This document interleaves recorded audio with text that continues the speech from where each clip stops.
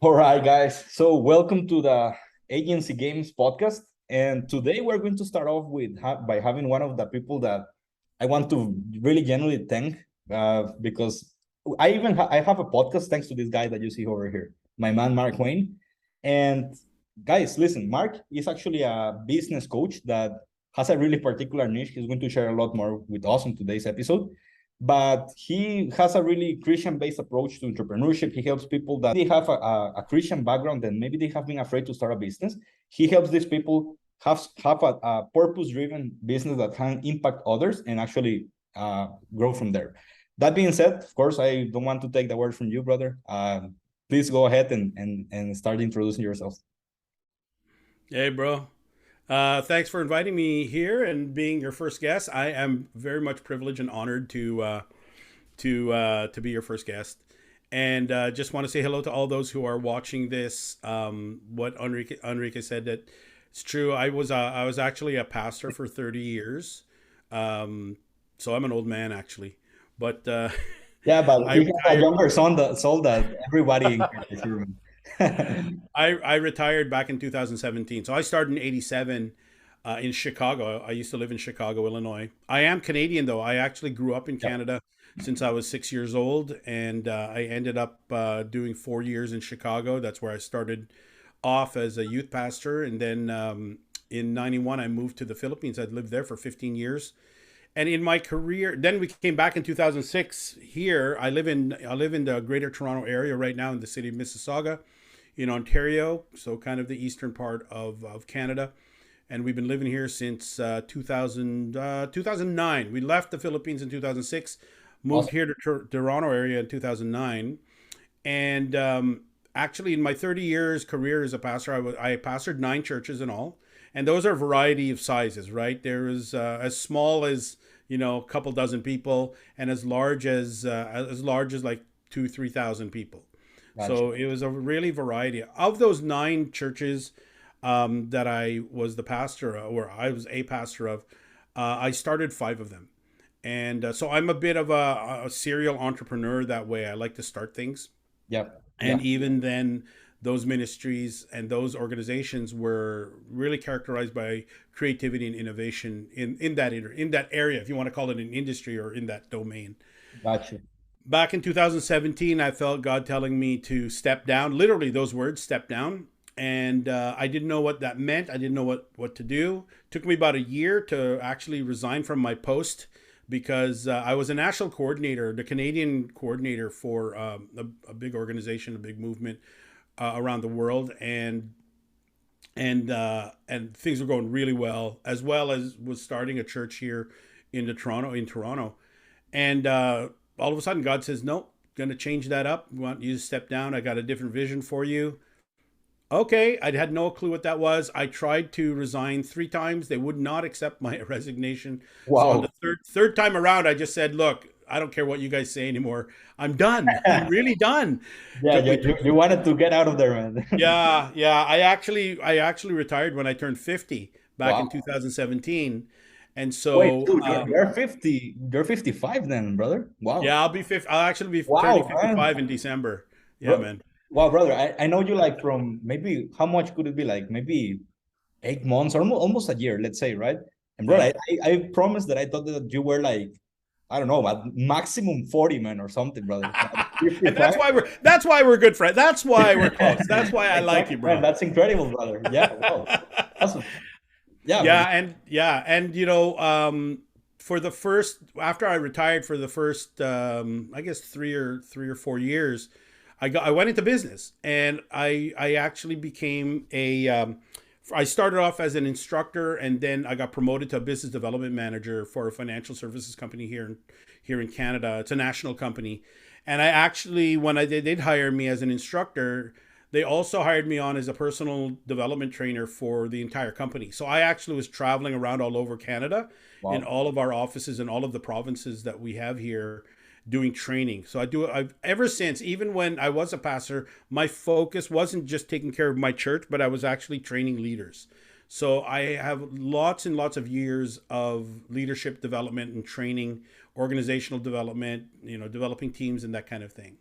So I felt that I could contribute that way. To be honest with you, it was a bit of a struggle because I was a little bit I was well, not a little bit. I was quite insecure when For I sure. first got into business because I thought to myself, what could I possibly have to offer? I mean, I'm a pastor for 30 years. I do weddings and I do, I do preaching and I do Yeah. this kind of thing. And it's like, what marketable skill do I possibly have? What knowledge do I possibly have that anybody would care about and pay for? And it Sure. turned out that the 3 or 4 years that I was with the company, they needed my skills, So I took what I learned, my communication skills and my training and my experience, and brought that to the job. And then COVID hit. And when COVID hit, I hung in there. I was a good soldier. I worked more than they paid me for because I believed in what we were doing. But after a while, after about a year or so of that, couldn't take it anymore. It's like, no, I can't be sacrificing all the time. And so that's when I decided to start a business. You Awesome. know, So and that's 2020 or beginning of 2021. that would have been, let's see, I stepped down from my staff position in January. Let's see, it started in 2020, right? So it was Okay. 2021. So Okay. I stopped in 2021, and then yeah, that's it, January 2021, and then started my business a little later that year, I believe. Yeah, it was at the end Awesome. of 2021. Yeah. And that's the coaching business, right? Yeah, that was a coaching business. I was, I really loved, one of the things that I found was in that experience, in those 3 or 4 years where I was working on staff and as a personal development trainer and business development manager, I found that I really found a lot of satisfaction and joy helping other people succeed. Yeah. I have people, for example, I have people who started off as Uber drivers and in their first year they make $100,000. Yeah. I thought, okay, I love that. I'm so proud of people like that. And those are the people who call me their mentor. And I'm so proud of that. And I thought, you know what? If I'm going to do any business, it's got to be something along the same line because I just love seeing other people succeed. I love seeing them succeed more than the actual business we were in. I was a Yeah. licensed financial advisor, still am, still a Yeah. licensed financial advisor, and we were in that industry. But I enjoyed helping people become successful more than that area, more than doing financial advisor work. So Actually, yeah, Mark, can you tell a that's little me. bit the listeners and the viewers a Sure. little bit on how you got into coaching? Like how specifically you went like, okay, I need to pack my Uh, notes into an actual offer that I can sell to somebody for right. a ticket price. Can you Right. tell a bit about it? Well, the whole coaching thing was way back, even when I was in high school. I used to coach when I was in high school. I coached Oh, our men's awesome. volleyball team.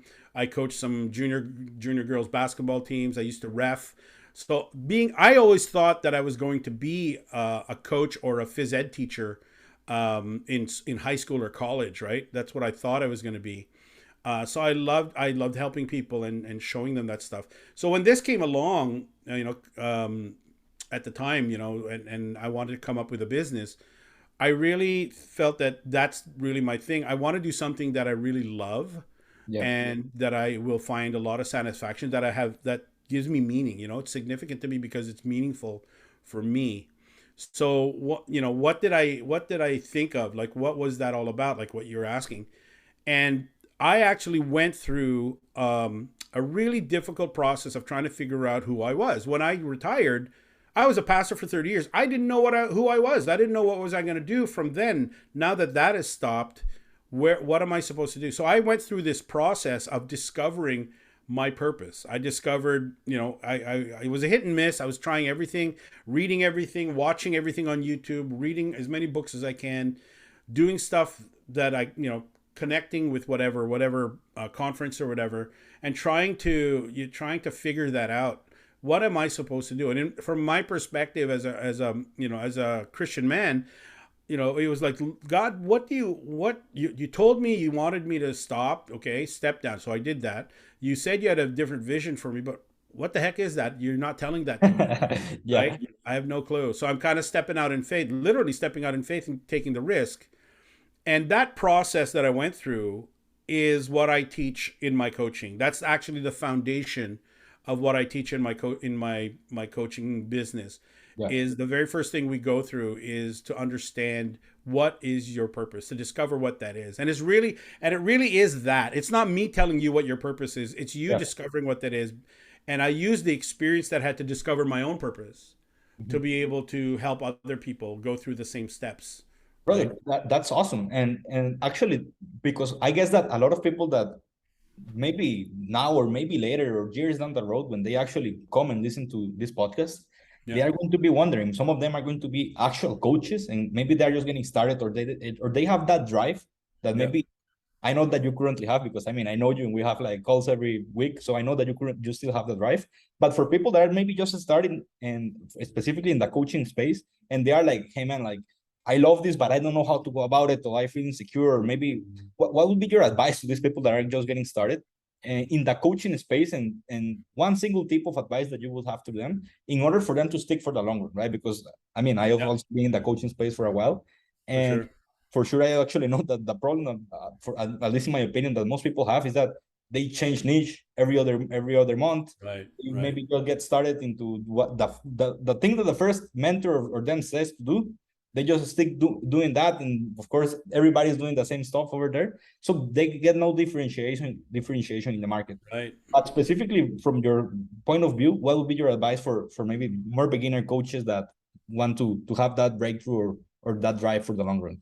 The main thing I would say is you have to know, going back to your purpose, you have to know who you are. Now when I say purpose, what do I mean by that? It's not just looking for, okay, who could be my customers, who could I sell this to. It's not just about that. You actually need to start with yourself. You need to start with your personality, because this is basically my formula for discovering your purpose. You need to know your personality. You need to know what your joys are. What is it that really makes you happy? And then what is your passion, right? And take into consideration your experience. Now with all of that together, you bring that together. What I like to do is we use that to create a very common thing that's in the coaching space, which is like a transformational mission statement or transformational marketing statement, right? Because here's how you want to help. Because there's no point on doing something that you don't really love. If you don't really love what you're doing, then you're gonna basically burn out later on, because you don't love it. You don't love it enough to make the sacrifices. You don't love it enough to work hard. You don't love it enough to pay the price for that, right?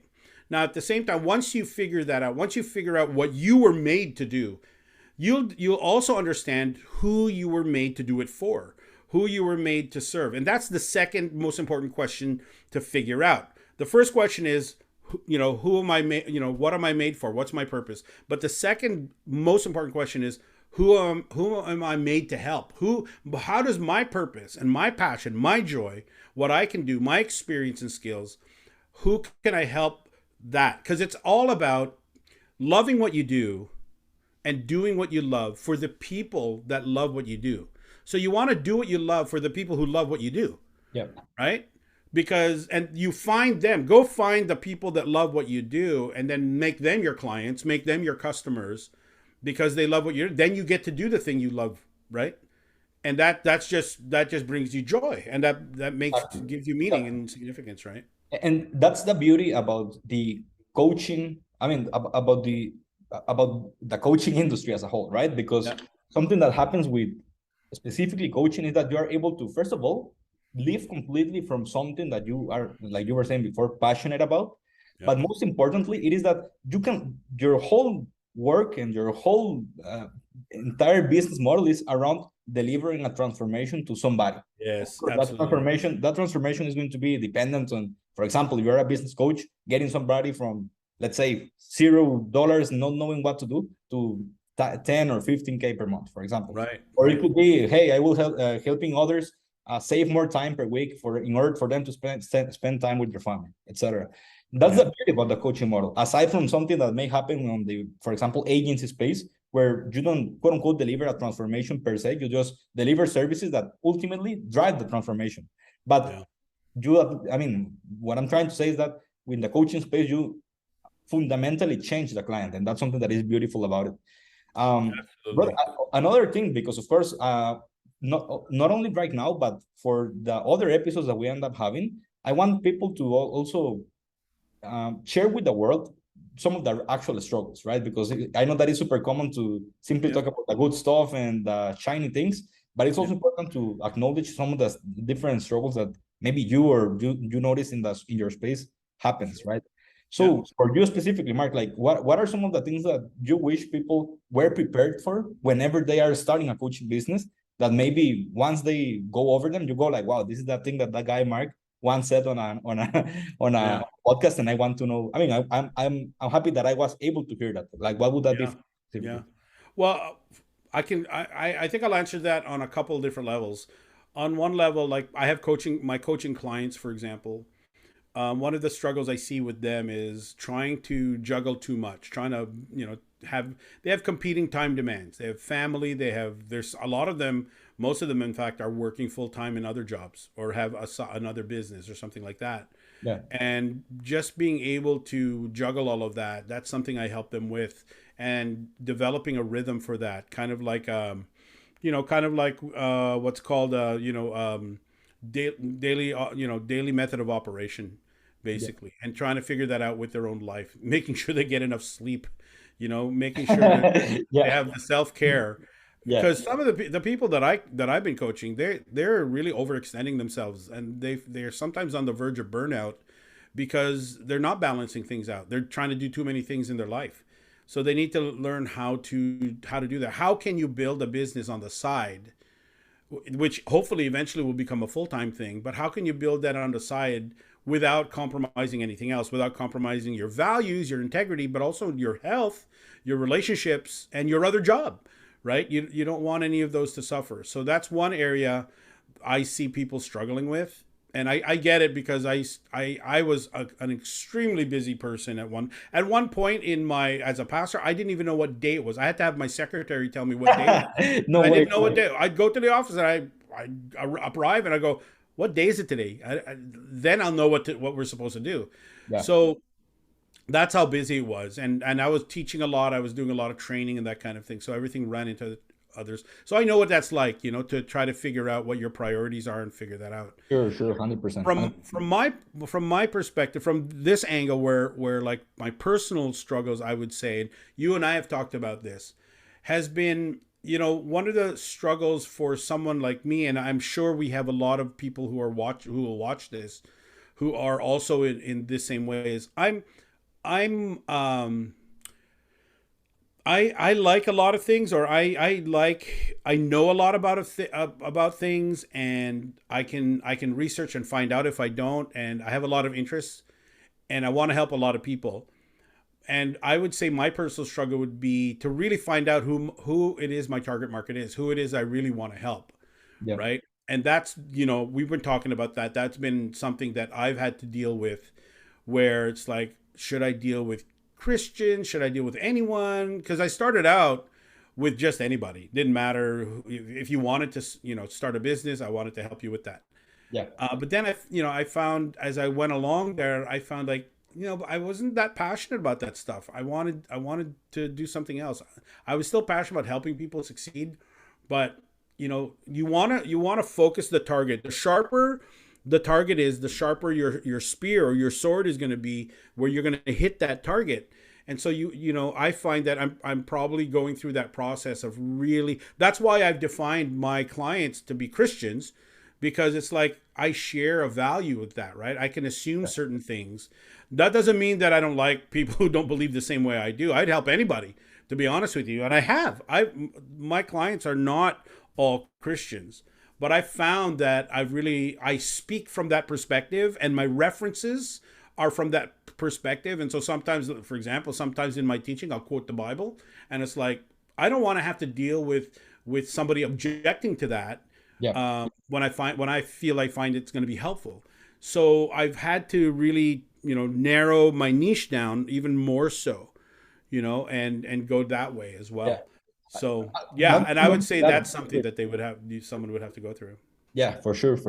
Actually, that's something that at every level, not only for people that are just getting started, and also at every level and in every business, right? Something that I noticed that happens a lot is people wanting to help. I mean, we all know how important it is to actually niche down. Because if you are talking to everybody, you are really talking to nobody, right? Because nobody actually True. feels understood by your message. Absolutely, yeah. But even if everybody knows it, nobody actually applies it in practice, right? Everybody says like, I niche down, and my ideal avatar is people, right? It's like, what?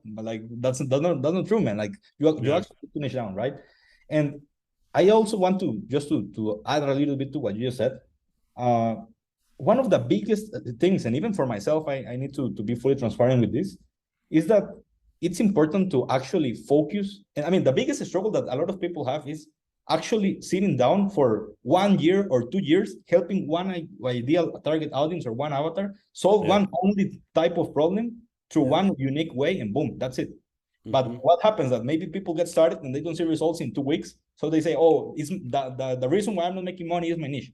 When in reality, there is a whole bunch of skills it's outside of just the niche and outside of just starting the business that need to be actually understood in order to get the results. And Yeah. people, I believe that before they get started, they get sold into these super quick schemes of, hey, let me help you get rich in 1 year, or hey, let me get you to 10K in 30 days. Like if, I mean, I'm not saying that it's not possible. I'm just saying that when you actually try to help others, and when somebody's interested in starting a business, Yeah. it's important to know that this is not something that you're going to get right off the bat, because otherwise everybody will be rich. Like how many people have Yeah. started a business for maybe 2, 3, 4, 5 years, and True. maybe they have never had one 10K month, right?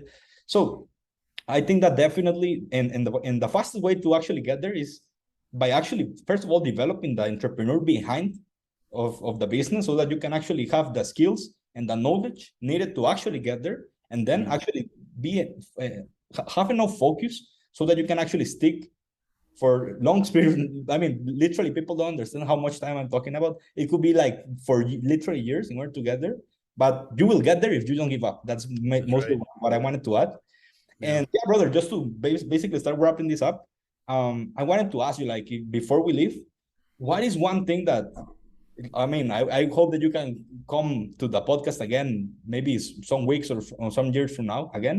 But Yeah. even if this was the last time that the last message somebody heard from you, and this is the thing that you want this person to understand, what would you like to tell this person? Oh my gosh! Wow, so much, so much. Yeah. I tell you what I'm very passionate.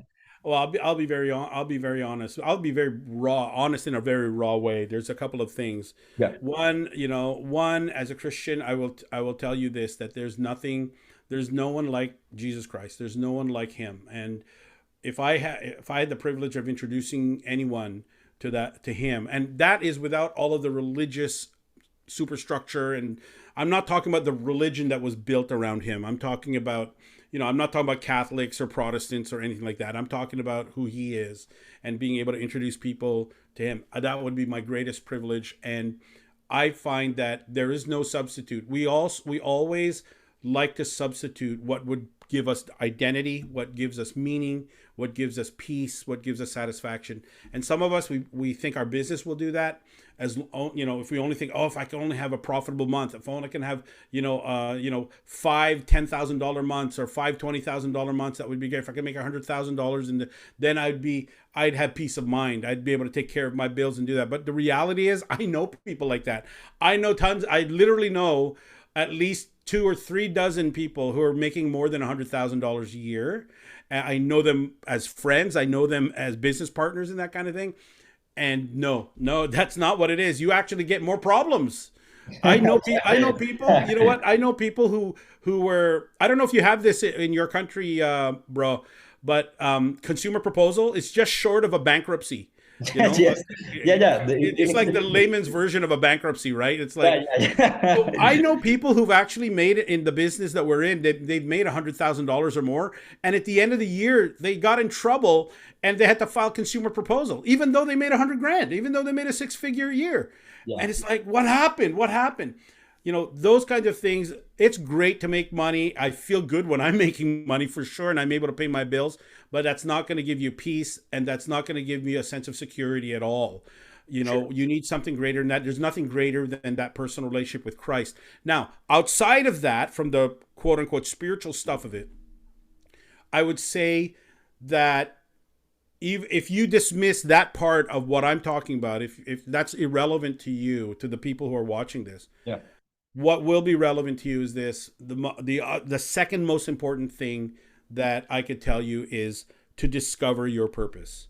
Find out what you were made. Whether you believe in God or not, you were made. You were created by Him for something, and all of that is, it's about your personality, it's about what brings you joy, it's your passion, it's your experience, it's the skills that you've earned throughout. It's even the crap that you went through, you know, when you were younger, Yeah. you know, and all of that. That's all part of it that has shaped you to be a specific way, and you are designed to make an impact in the world in a unique way. So don't follow the herd. Don't be part of the crowd. Stand out. Be unique. I have a really quick sermon I used to preach way back when. Really easy. Dream big, act now, stand out, and hang on.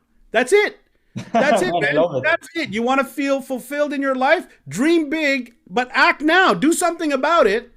And when you do something about it, don't be like everybody else. Stand out. And then when it gets tough, hang on, man. Hang on. Oh no! At the end, I added this at the end. I never actually preach this, but at the end, look up. When you're feeling down, look up, because He's there for you. He believes in you, even if you don't. Brother, I love that, man. I love that, and I think that there's no better way for us and for me specifically right now to get started into this new aspect or new part or new section, let's say, of the podcast. Because, well, you also know me. I'm also a Christian man of faith, and I mean, I think that it's impossible to have a better kickoff to this entire journey than with you, brother. And from the bottom of my heart, I want to really say, again, I don't know how big or how small or whatever it ends up happening with this podcast or with my YouTube channel or with my entire career or my entire life. At least the podcast and at least this, me trying to spread the message and try to get some people to listen to me and listen to the ideas that we have to share. I owe that to this guy that you're seeing over here.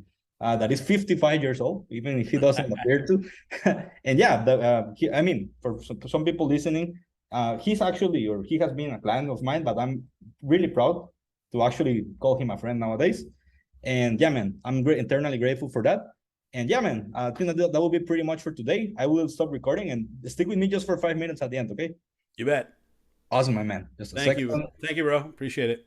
Thank you, brother.